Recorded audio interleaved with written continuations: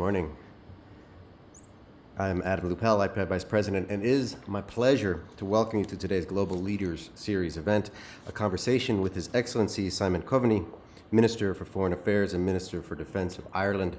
Minister, welcome to IPI. I was just saying it's really really kind of exciting to be standing at this podium again. It's been quite some time since all the remote work that has been covering the world.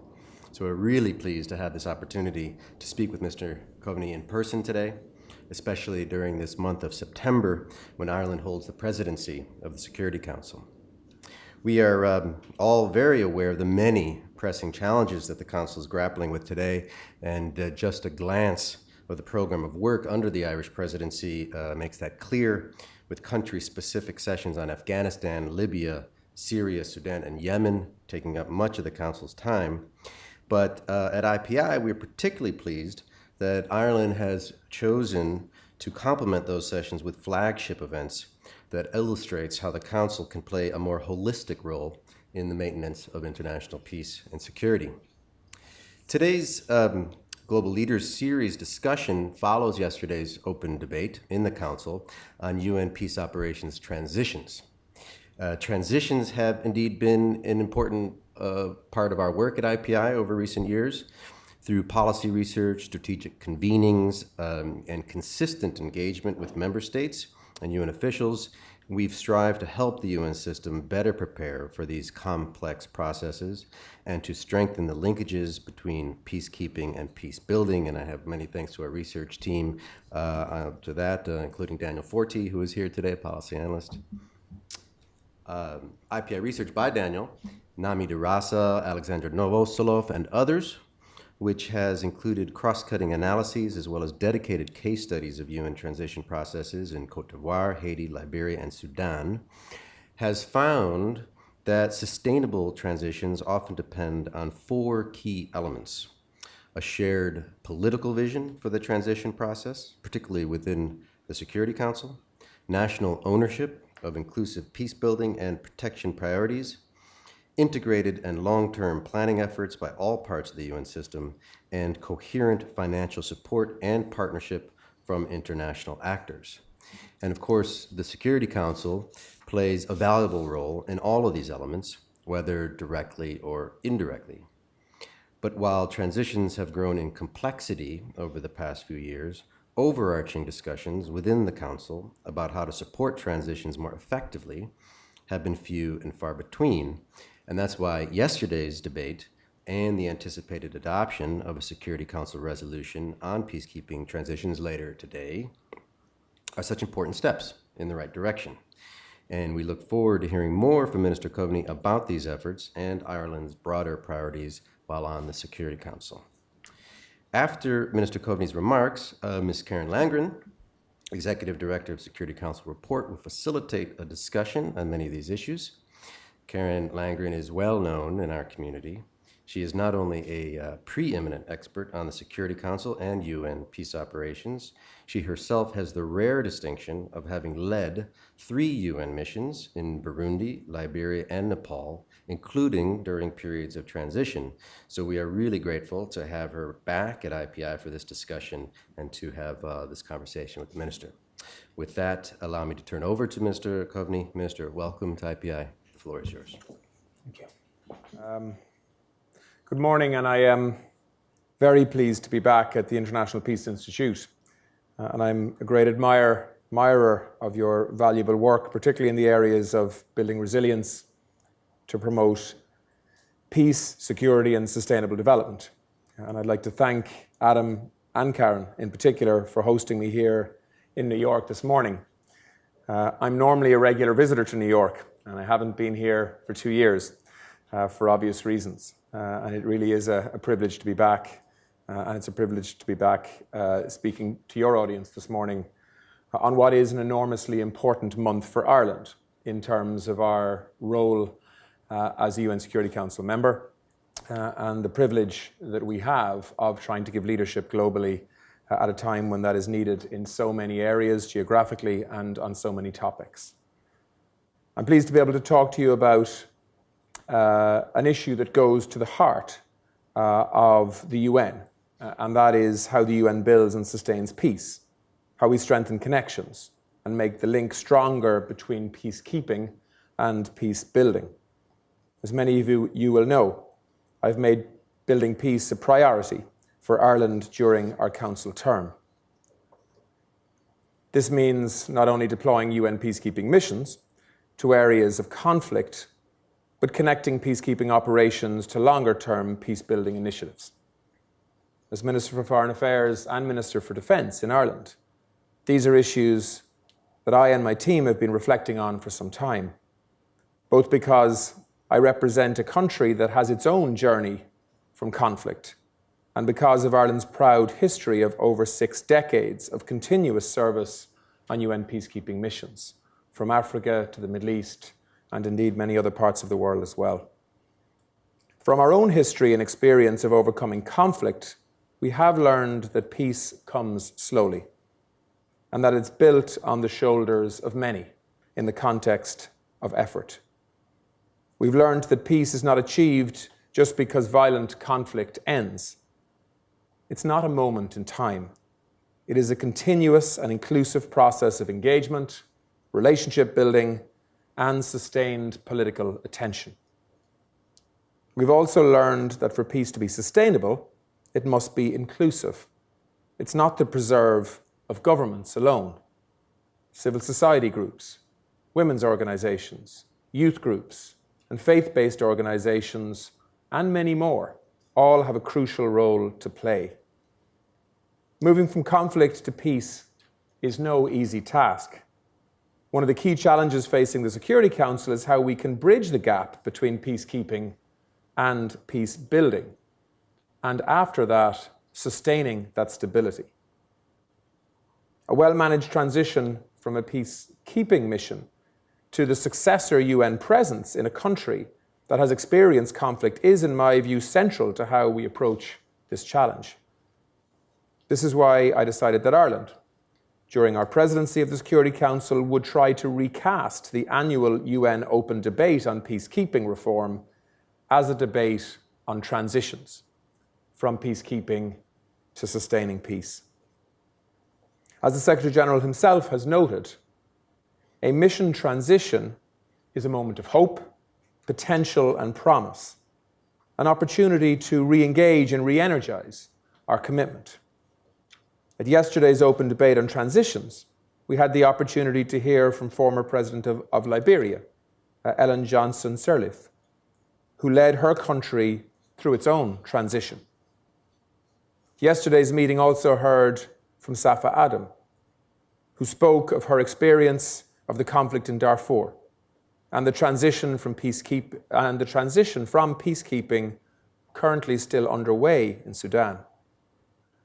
It was clear from the discussion that as the Council mandates peacekeeping missions in conflict-affected countries, it must also consider how to approach, manage, and plan for the transition ahead. As we on the Council are planning or implementing transitions from peacekeeping in Sudan, in the Democratic Republic of Congo, and in Mali, this bridge between peacekeeping and peace building must be built with careful, inclusive, and integrated planning.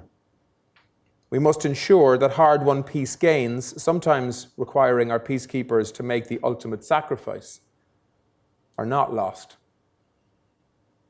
As a long-standing contributor to UN peacekeeping missions, Ireland recognises the diverse set of challenges such a task represents. However, these challenges are not insurmountable. We know that. It is the obligation of the Security Council to ensure that a comprehensive response exists, learning the lessons from mistakes in the past. We've seen the consequences when we've not properly planned for the end of a peacekeeping operation. This is why Ireland believed it was so important to develop a formal framework for how transitions should be approached by the Security Council. We've been working with other Council members to agree what will be the first standalone resolution on transitions.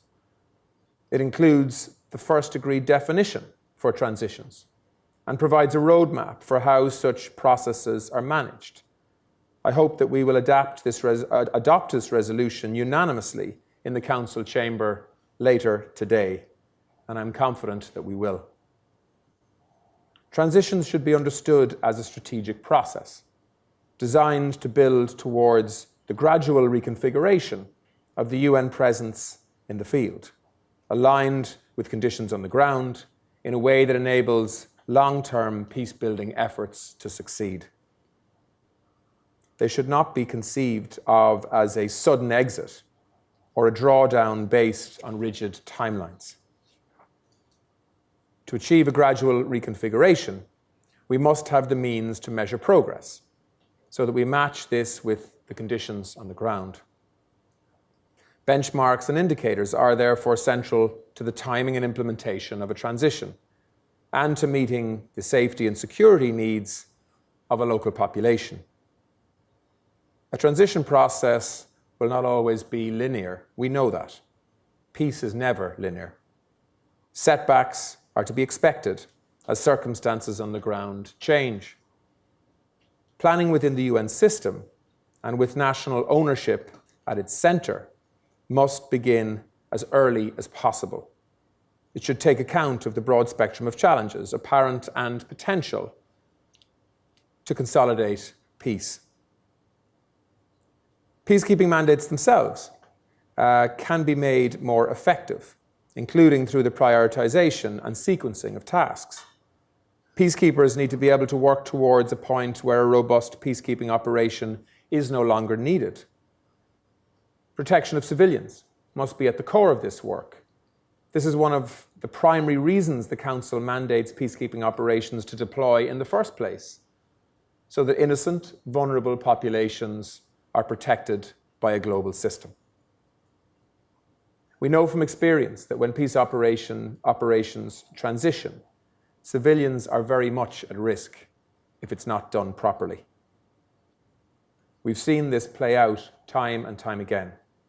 The phased drawdown of some UN peacekeeping units in the MONUSCO area of operations is one recent example. The Secretary-General, in his most recent report on protection of civilians, highlighted the need for increased attention to this issue during reconfigurations of UN presence. Host states, of course, have primary responsibility for the protection of their populations. This responsibility needs to be taken seriously. Our resolution calls the UN to encourage the development of national plans on the protection of civilians, so that in effect we are working hand in hand with a state to manage the transition from an emphasis on UN peacekeeping to an emphasis on a state surviving and protecting its own citizens in the absence of those peacekeepers, or with a different type and structure of UN presence available. Transitions centred on the protection of civilians can help ensure their safety and security long after peacekeepers return home. And that's the whole point of what we're trying to do. Ireland knows this to be true from our own experience. There are over 500 Irish men and women serving today in UN and EU peace support and crisis management missions in different parts of the world. They bring with them the same values that Ireland brings to the Security Council table. They're committed to supporting a just and sustainable peace for the communities that they're living with and serving. Ireland's involvement in peacekeeping is not just confined to deployment of uniformed personnel or to military operations alone. We recognise that peacekeeping is one element of a long-term peace-building strategy, and it doesn't exist in isolation. Irish troops experienced this in Liberia, a country with which we have built a very close association and friendship.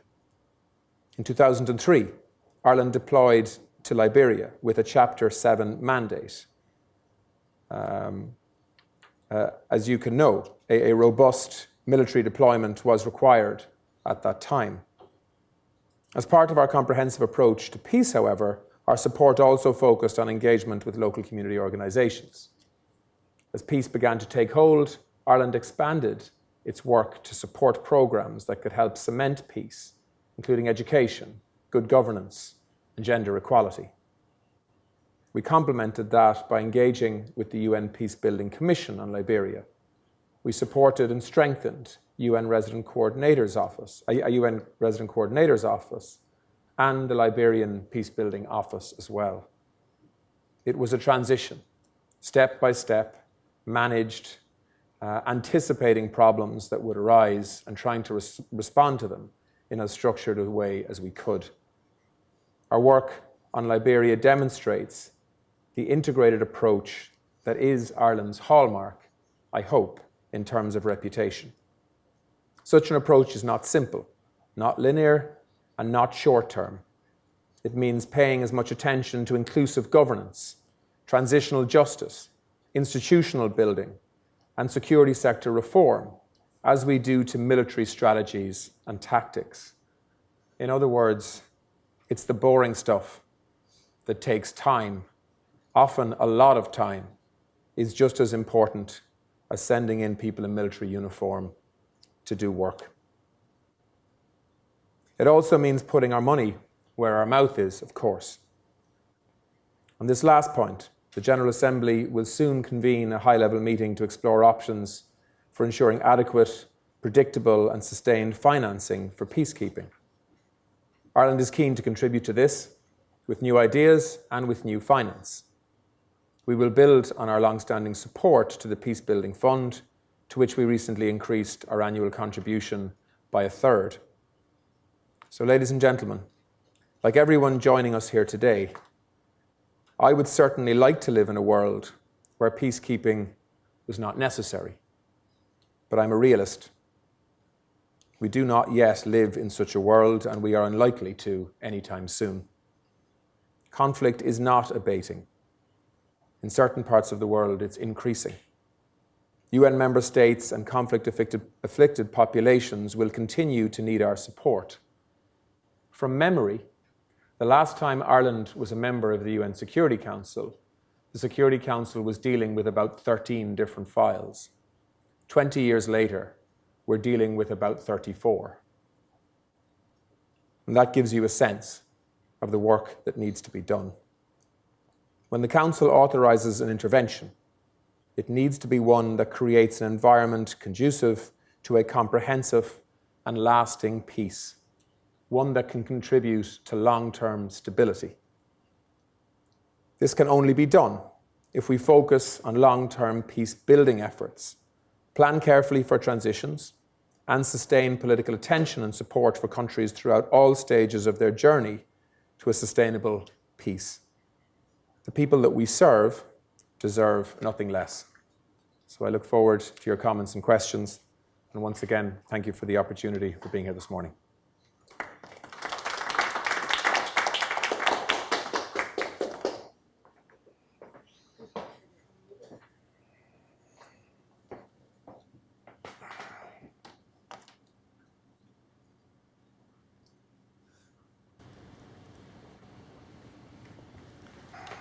Minister, welcome again, and we're delighted that you're able to take the time to share some thoughts on peace operations transitions this morning.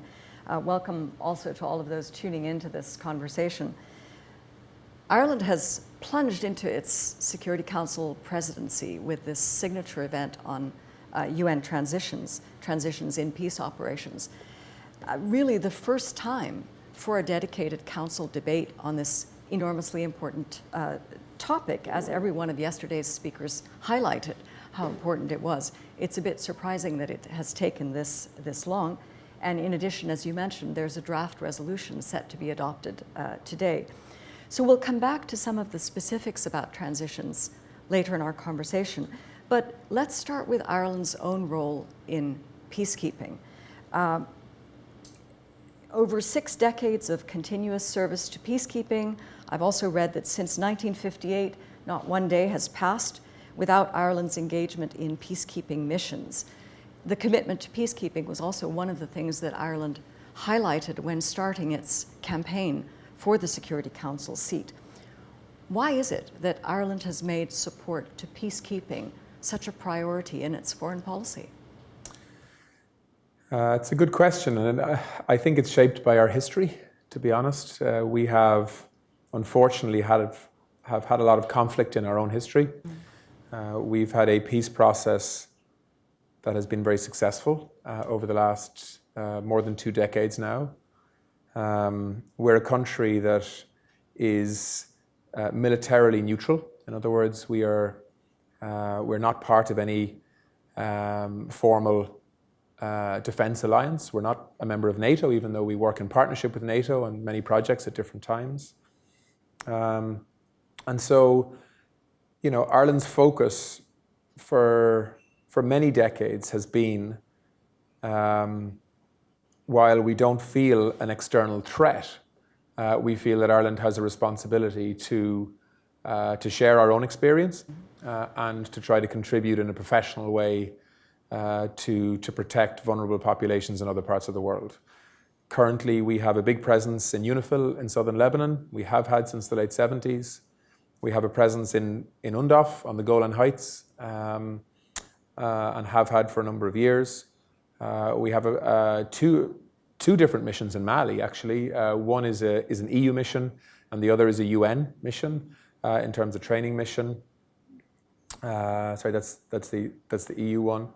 And then we have a smaller presence in other parts of the world, whether it's Kosovo or indeed a number of other African countries where we have a smaller Irish military presence in headquarters or offering an advisory role or whatever. So, this is something that is a big part of our defence policy in the context of our defence forces playing that role.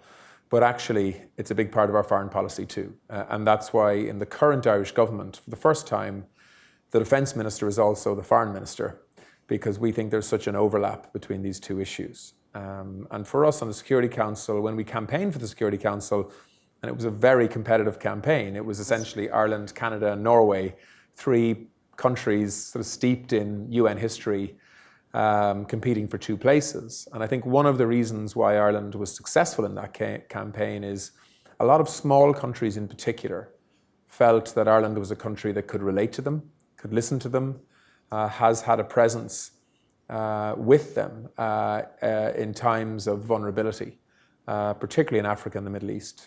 And therefore, we're a country, I hope, that many countries feel they can trust in terms of being a voice for them in the Security Council. So for lots of reasons, Ireland has been through its own tragic, painful and quite violent history.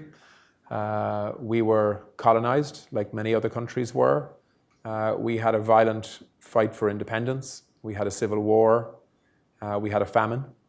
And we believe now that our shared experience in Ireland is one that allows us to be credible in terms of interventions in other conflict zones that in some cases are living through now the horrors of violence that in the past, Irish people would have experienced. So yeah, it's a big part of what we do, and it's a big part of, I hope, what it means to be Irish in terms of the value system that drives foreign policy.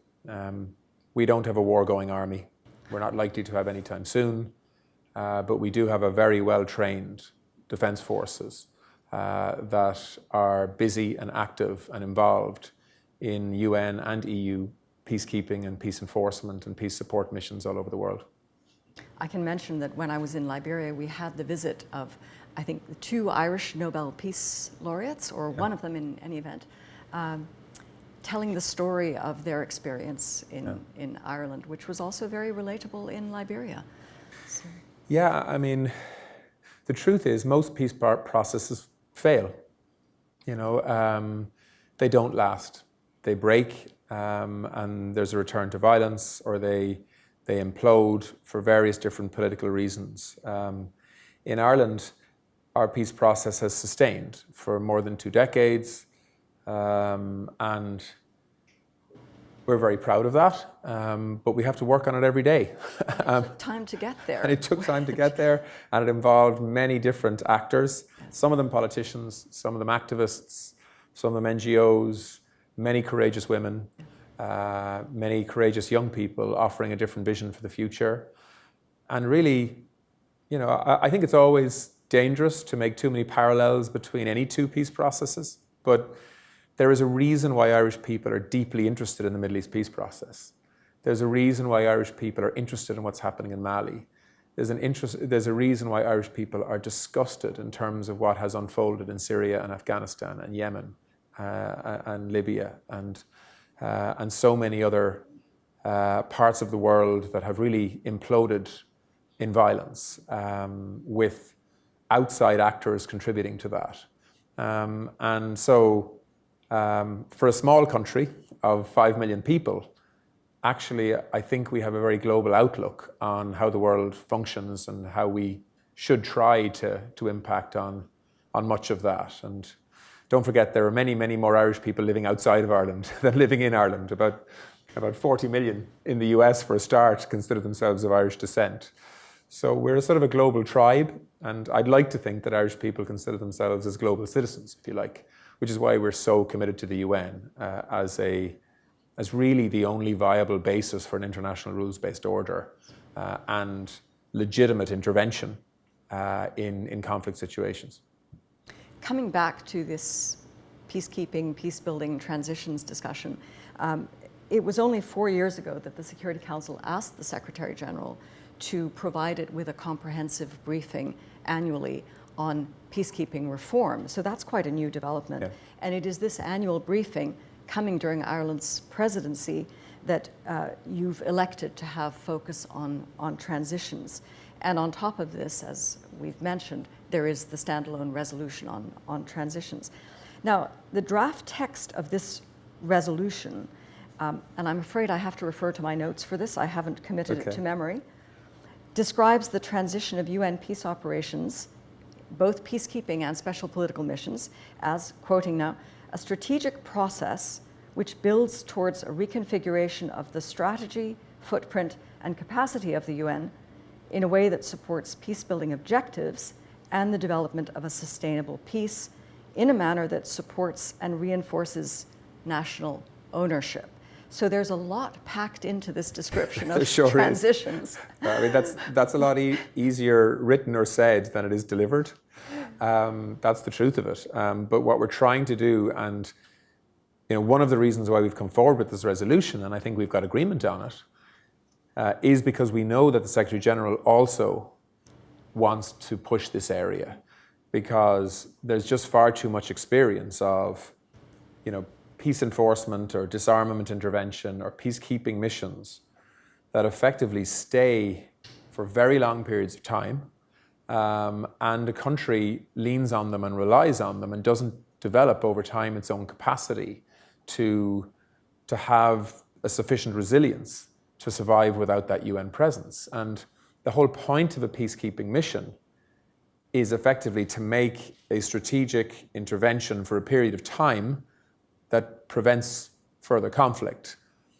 But it's not supposed to be a permanent solution. And so, if you look at the debate that's happening in the context of Somalia, for example, I think more and more the international community will want to see evidence of a plan for transition, as opposed to an endless reliance on very large numbers of peacekeeping troops. If you look at, for example, what's happening in UNIFIL at the moment, we've just changed the mandate of UNIFIL.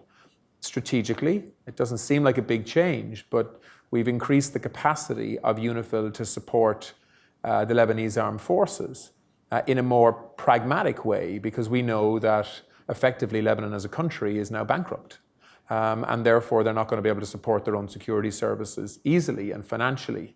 And so we want to make sure that UNIFIL can work in partnership with the LAF, which we know is a hugely strategic imperative in the context of the increasing power of Hezbollah. So there's a constant need to assess and reform peacekeeping mandates, but also to try and think ahead in terms of what's going to be needed next, in terms of state support. State building is a term that a lot of people don't want to use anymore, given what's happened in Afghanistan. But this is all about trying to build resilience and capacity and not just at a government level, but at a societal level as well. And sometimes that means working to enhance the capacity of the judiciary. Sometimes it's enhancing the capacity of the police or the security forces. Sometimes it's transparency in government. Sometimes it's NGOs. But each country needs its own plan and template for that transition. And that's what this resolution demands of the Security Council, that we plan through the Secretary General's office for that kind of planning and thinking into the future, as opposed to simply sending 400 or 500 or 2,000 or 3,000 peacekeepers into the field and expecting them to prevent conflict indefinitely into the future. The fact that peace operations should always have in mind the circumstances under which they will depart is important from the beginning. And I suspect that having this put down in a resolution means that these missions may be a bit more focused on what the end state needs to be. And they need to be flexible as well. I don't believe you can come in at the beginning and say, right, these are the indicators and benchmarks, because things change. And things do change. Time, I mean, I remember as a Minister for Defence previously in the context of the UNDOF mission, which is on the Golan Heights, the occupied Golan. I remember when Syria essentially collapsed into civil war, and all of a sudden, literally when you visited our peacekeepers on the Golan Heights, you could see conflict in front of you, tanks firing at each other. And this is primarily an observation mission.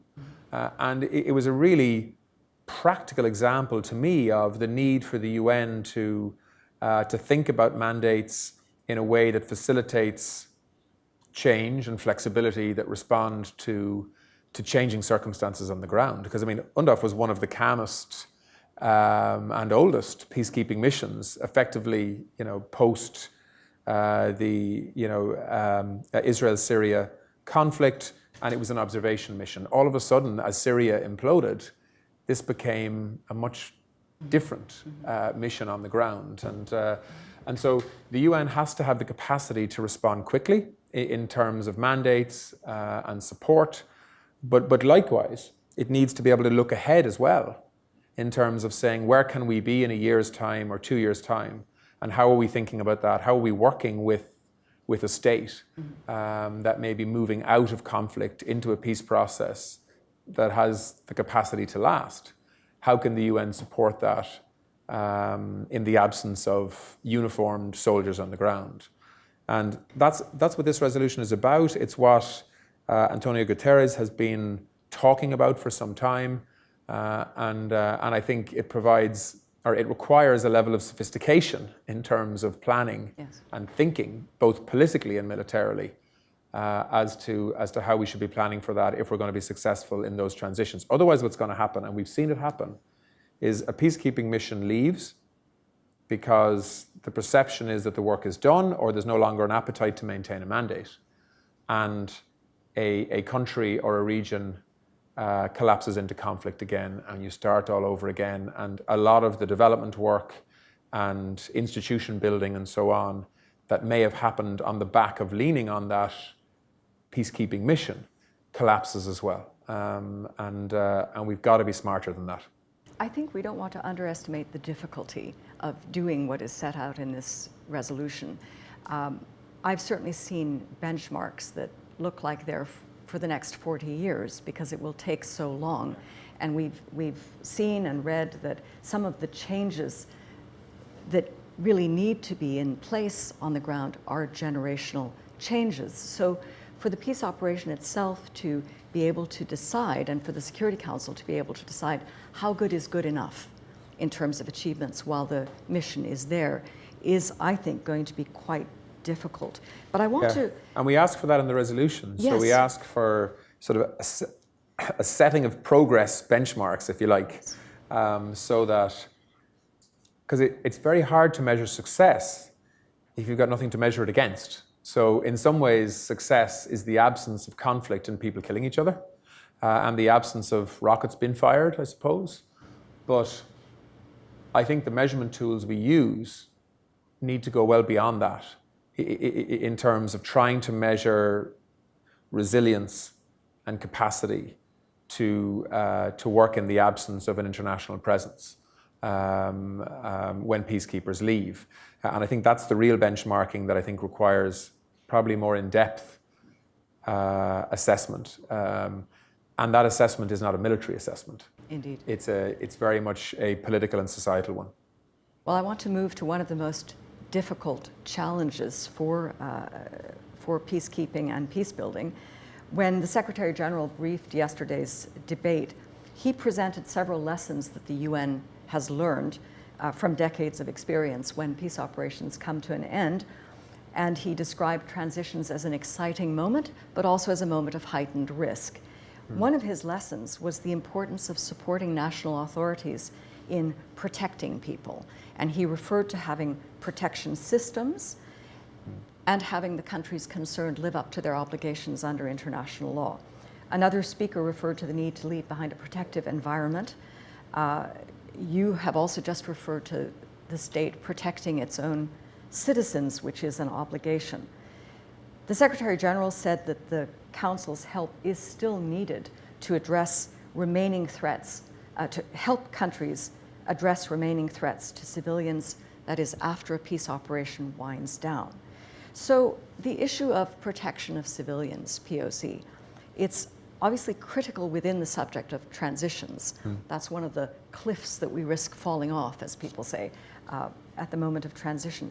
But the issue of protection of civilians is obviously much broader than in peacekeeping transitions. So can you talk a bit about Ireland's approach to protection of civilians and how you've been engaging on that? Gosh, yeah, I mean, where do you start on this topic? Given what's currently unfolding in Afghanistan, what we're seeing in Yemen, what we've seen in Syria, my God, there must be 13 or 14 million people linked to the Syrian conflict relying on international humanitarian assistance, close on half of the Afghan population requiring humanitarian support of some kind before the Taliban took over. You know, the predicted and ongoing humanitarian challenges in Yemen, what's happening in the Tigray region of Ethiopia and indeed other regions of Ethiopia, as Ethiopia is on the brink of civil war. It's a long, long list, and the numbers are in the tens of millions in terms of basic humanitarian supports for civilians. And then layered on top of that, then there is the approach to international law and human rights. Again, Afghanistan, a good example in terms of the concerns for women and girls in the future of that country. So for us, as a small country with, I hope, quite a loud voice in this space, we will be shining a light on conflict and on vulnerable populations whenever we can, even if that's sometimes uncomfortable listening. You know, and Ireland has been very vocal on Ethiopia, for example, since January, February. We started off as being one of the only countries in the Security Council that was vocal. That's no longer the case anymore. But sometimes a country like Ireland, if we're to be true to what we said we would be on the Security Council, which was a reason why many countries voted for us, is that we have to be truthful and call out mistakes, even if that involves friends of ours on the Security Council and within the UN. And we have to try to be consistent on the application of international law and basic protections of civilians. And there's so many different areas, whether it's the use of munitions in built-up areas, whether it's child soldiers, whether it's gender-based violence as part of conflict, or in the case, unfortunately, in recent months in Tigray, of the strategic use of gender-based violence to terrorize local populations. And it's not just in Ethiopia, that's happening in many other conflicts too. These are things that Ireland has an obligation, in my view, to call out and to publicise and to ensure that the uncomfortable conversations are happening even around the Security Council table. And we will continue to do that while we have the responsibility of being there. It can be very difficult to get even some of these most striking issues onto the Security Council agenda.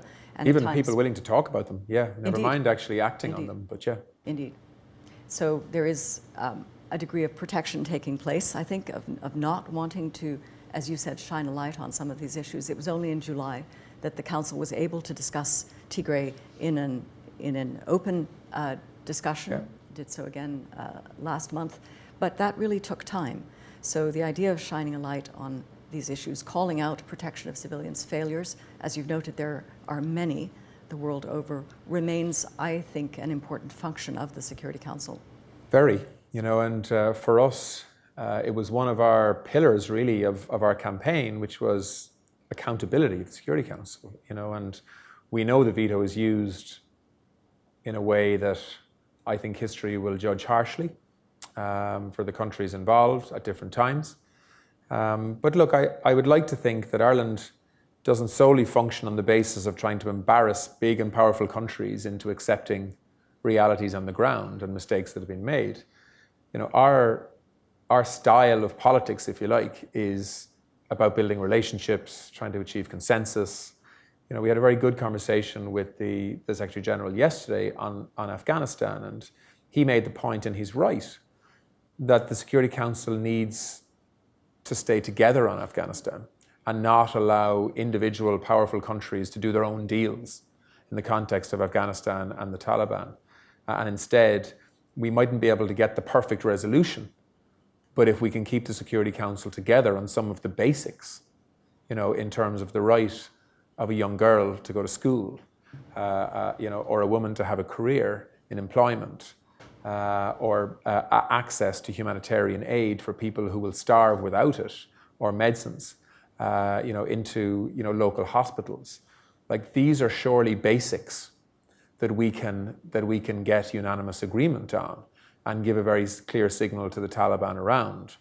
And let's face it, the UN on its own has very little leverage. And sorry, now I'm veering into Afghanistan because it's topical, but the UN and its Secretary General has very little leverage on the Taliban in terms of actions, but individual countries have, in the context of sanctions, in the context of access to a global financing system, in terms of funding and development aid, and so on and so forth. And so I think if we can agree a set of principles that the most powerful countries in the world and the UN Security Council can unanimously support, then I think that kind of blunt and clear messaging to the Taliban is perhaps the most effective way to influence the decisions they'll take in the weeks and months ahead.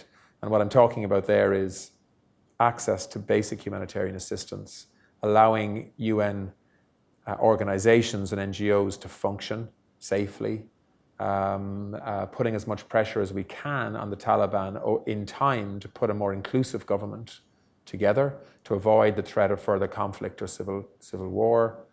And then, of course, an adherence to international law.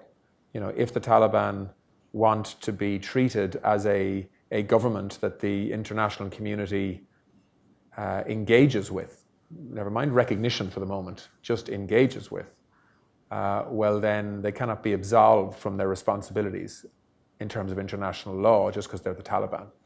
And I think we will do everything we can during our presidency this month to try to create a coalition, if you like, around some of those basic responses that are needed to try to protect an Afghan population as best we can, and of course to try to facilitate those that want to leave as well, not just foreign nationals but vulnerable Afghans who feel that their future is in danger under Taliban rule.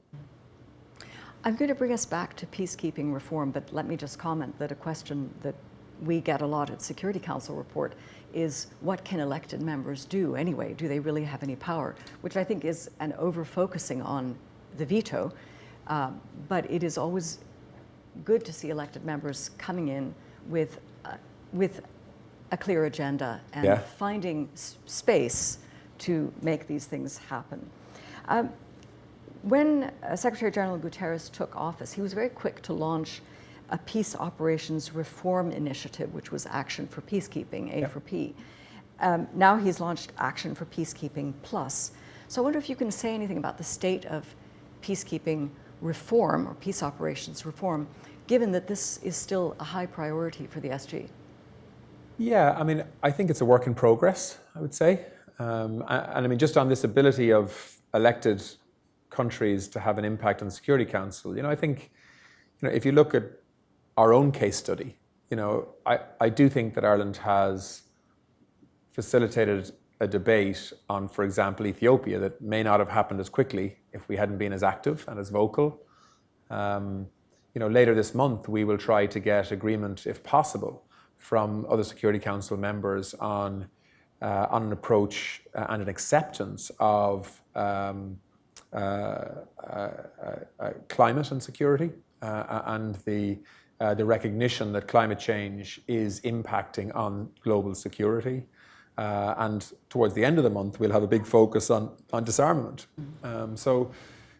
Themes like that, where countries have an agenda and then work hard to try to build consensus around those agendas, mean that even if you're not a P5 country that holds the power of a veto, you can still change things, in terms of how people think and perceive. And of course, you can work with the Secretary General and his office on strategic issues like reform in the peacekeeping space. And, he's been very strong on that. In the last number of years, of course, there has been an insistence on a lot more transparency around the behavior of peacekeepers. There had been a number of scandals around sexual exploitation and so on. I think there has been quite a robust response to some of those scandals in terms of improving the transparency and accountability and monitoring of the performance of peacekeepers and the standards of training and so on. I think we can still work in that space, by the way, in terms of trying to improve the overall standard of training of peacekeepers that go into the field. And I think that's an ongoing debate. But I think there's also been a more open approach towards the updating and modernization of mandates too. UNIFIL being a recent example of that. So yeah, I mean, I think the Secretary General has done good work here, but he's cautious, and he should be, not to push too hard too fast, because if one or two of the P5, the permanent members of the Security Council decide they want to stall or reverse progress, well, then that can create huge problems. So I mean, if you take, for example, what we're trying to do at the moment on climate and security, we know that about 12 of the Security Council 15 are very much bought into that.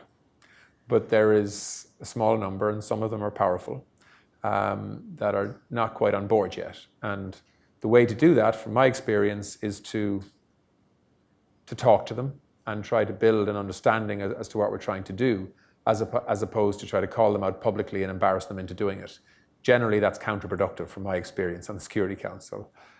You don't bully any of the P5 into taking positions. On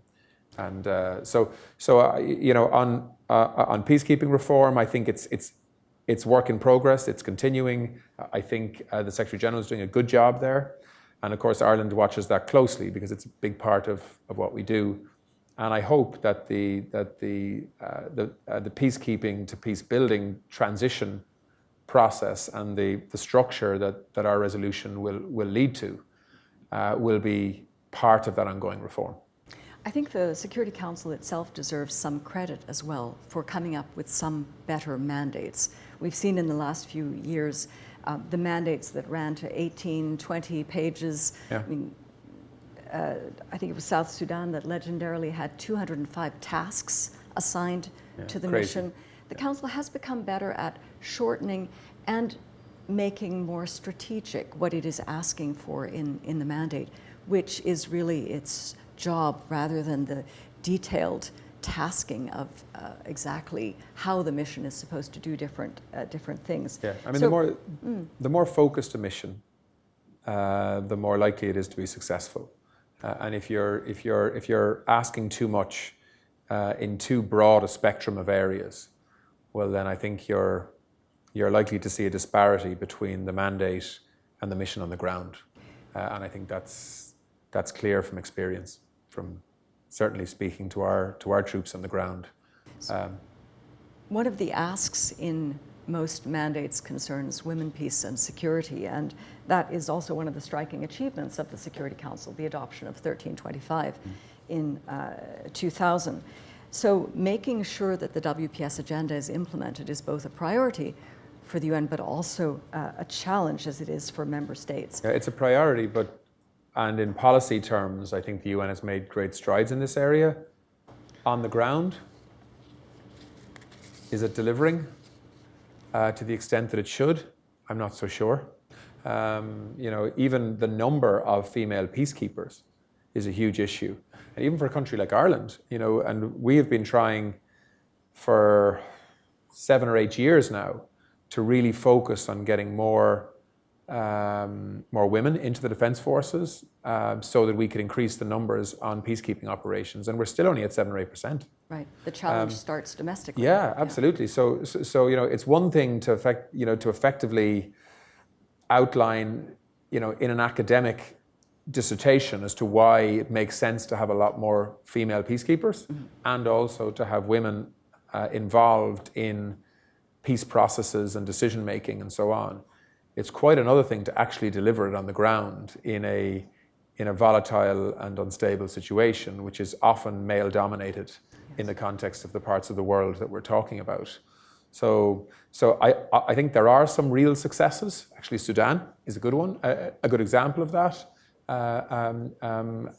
But I think the Women, Peace and Security agenda is something that needs a lot of attention, not just in terms of policy direction and policy agreement, but actually trying to make that real on the ground in a conflict zone or post-conflict zone. We saw in Liberia the impact of having the all-women Indian formed police units serving in Monrovia. We think that's what led to an increase in women applying to serve in the Liberia National Police. This is something President Sirleaf also alluded to. So just seeing those role models and examples can have an effect. So indeed, it is important that more women get into peacekeeping. I want to come back to what is at the core of this discussion, which is the linking between the peacekeeping and the peace building. You've said that they have to be linked to ensure continued and sustained support for countries coming out of conflict. And we know that they're at a particularly high-risk moment of relapsing in the few years after a conflict has ended. So I wonder if you can just say a bit more unpacking the linkage concept and how that can work. You've mentioned your support to the Peacebuilding Fund, for example. Yeah, so I mean, really what we're calling for here is a structured planning and management of how you bring a peacekeeping operation to an end, but actually plan for what happens over the horizon. And in my view, that should be built into an evolving mandate over time. So, if you're not doing that, well, then don't be surprised if the peacekeeping operations, becomes almost Groundhog Day. That it's the same problems, the same response, the same problem, the same response. We're effectively keeping two communities or warring parties apart with a peacekeeping presence or a peace observation presence. So I think the challenge for the UN is to be sophisticated enough to say, are we planning for 4 or 5 years ahead here? We know we're going to need peacekeepers on the ground, ensuring an absence of conflict for this year, next year, the year after. But over time, can we build capacity in terms of the state's own security architecture, the state's justice architecture, ensuring that political corruption is not at the source of of instability. There's a whole range of things that the UN can do with its other organizations Right. around development and capacity building that reinforce stability.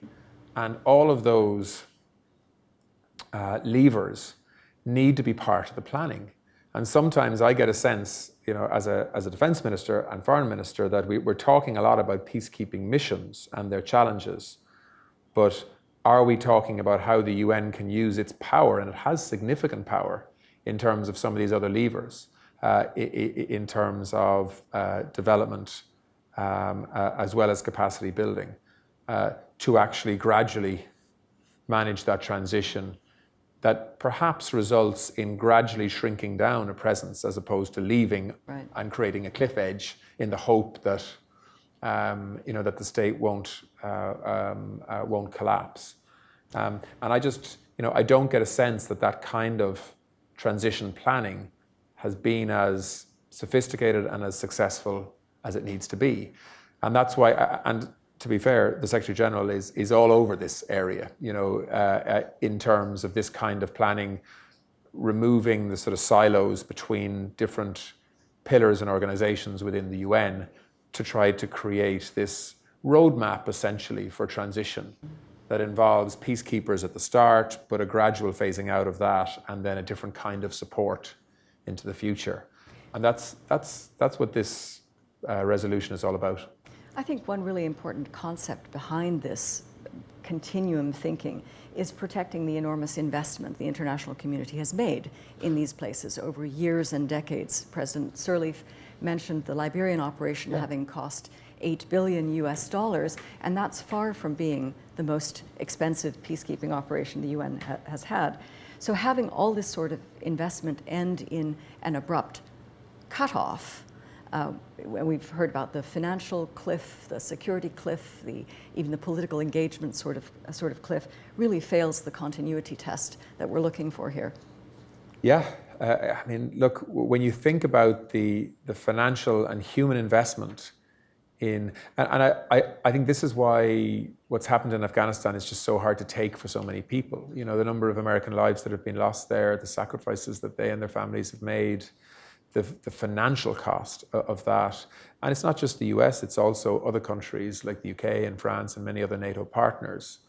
And to see that level of investment that actually delivered exciting change in Afghanistan, to see that reverse in such a dramatic way is heartbreaking. And that's not a peacekeeping example, because of course, Afghanistan wasn't really about peacekeeping per se, but the linkage between peacekeeping, stability, development, governance, human rights, the absence of mass migration. Let's not forget there's about 75 million people living in refugee camps today in the world. 75 million people. It's more than the population of Germany living in refugee camps as displaced people.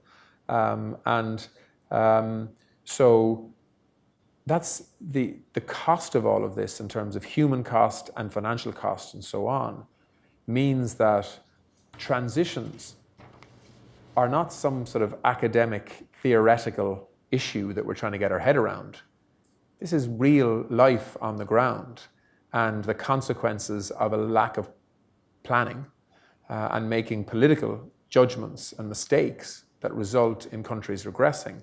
The other thing I'd say about this is that the challenge for the UN in this space, and for individual countries that commit to peacekeeping missions, is actually a lot more complicated now than it's been in the past, because in many examples, it was a conventional conflict that ended, that the international community wanted to ensure didn't reignite. So, there was a war between Israel and Syria.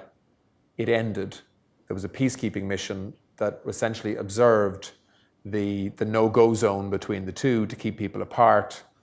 And that was a kind of a straightforward enough mandate. Many of the conflicts that we're dealing with today are driven by regional conflict, radical thinking, terrorism. They're funded by outside actors, some state and some non-state. So they're much more complex environments for peacekeepers to operate in. If you take the risk of Al-Shabaab, for example, in East Africa, the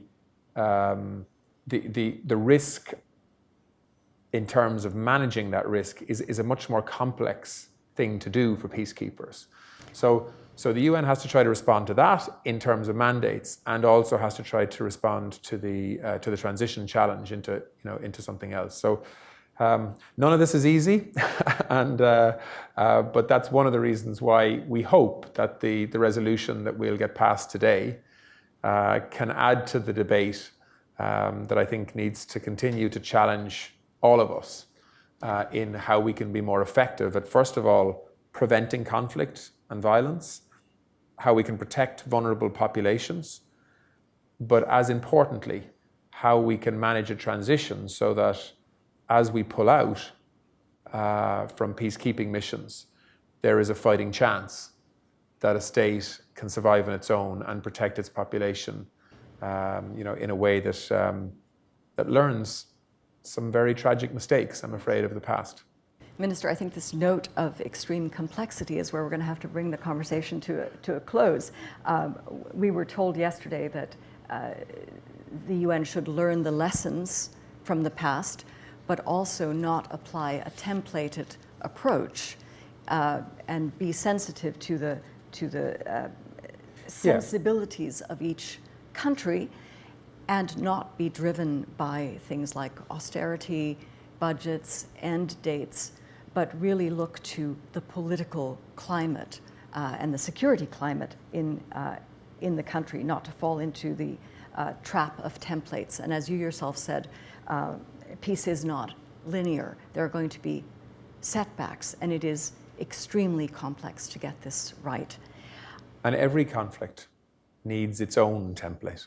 Like this idea that you can apply something to the peace process in Northern Ireland, and you can translate that into a template that's going to work in Somalia, or in Yemen, or in Libya. It's just not reality. And there's enough smart people in the UN system to be able to design solutions that are tailor-made for specific conflict zones. And that is how sophisticated we need to be. Otherwise, we're going to keep failing.